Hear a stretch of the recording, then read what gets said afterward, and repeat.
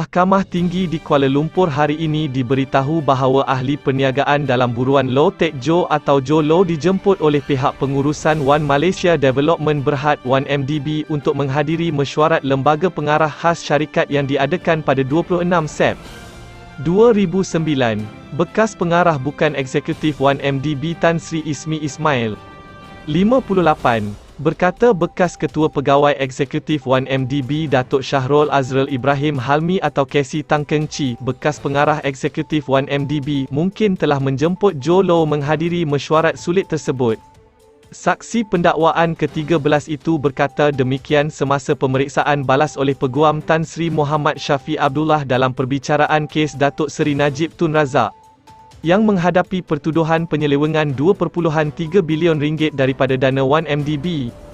Mesyuarat yang dipengerusikan Tan Sri Muhammad Bakar Saleh itu turut dihadiri Tan Sri Che Lodin Wok Kamarudin, Syahrul Azrul, Tan Sri Azlan Zainul, Casey Tang dan saksi itu sendiri. Ismi yang dirujuk dengan minit mesyuarat tersebut bersetuju bahawa tiada persoalan dibangkitkan atau yang mempersoalkan bagaimana Joe Low dijemput dan atas apa tujuan.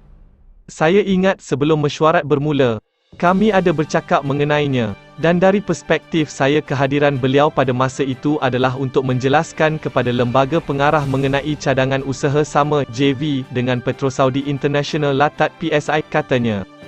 Muhammad Syafi berkata, Joe Low nampaknya tidak mengeluarkan sepatah kata pun sepanjang mesyuarat itu, kerana jika tidak penjelasannya akan direkodkan dalam minit ini.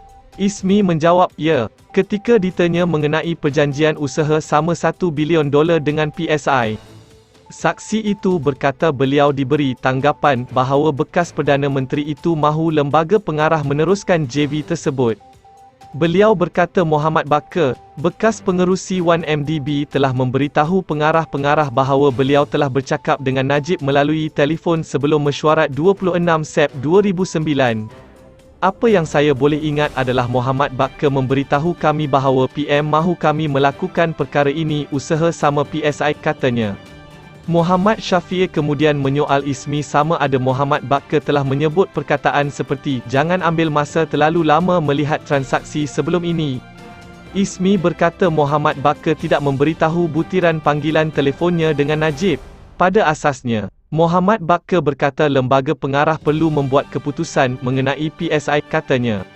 Minggu lepas, dalam perbicaraan melibatkan pertuduhan meminda laporan audit 1MDB yang dihadapi Najib, Muhammad Bakar memberi keterangan bahawa Najib memberitahunya melalui telefon supaya tidak mengambil terlalu banyak masa melihat urus niaga lepas dan hanya memberi tumpuan kepada cadangan JV antara 1MDB dan PSI.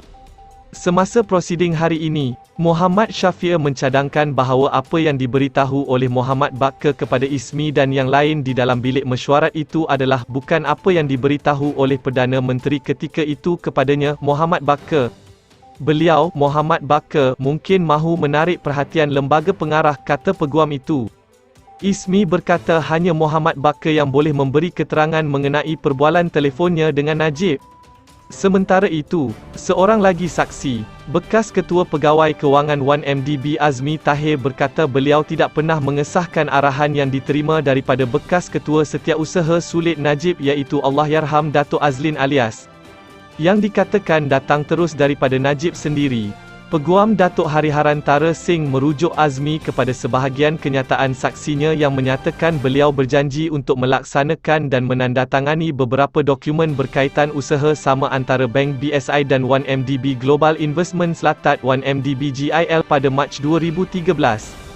Bagaimanapun, Azmi berkata kebanyakan arahan Azlin hanya secara lisan atau message teks dan ia tidak pernah ditulis dalam dokumen yang betul.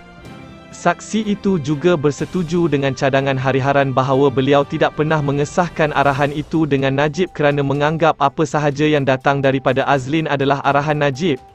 Najib, 68, berdepan 4 pertuduhan menggunakan kedudukannya untuk memperoleh rasuah berjumlah RM2.3 bilion daripada dana 1MDB dan 21 pertuduhan pengubahan wang haram membabitkan jumlah yang sama. Perbicaraan di hadapan Hakim Datuk Colin Lawrence Sikuerah bersambung esok. Terima kasih kerana menonton.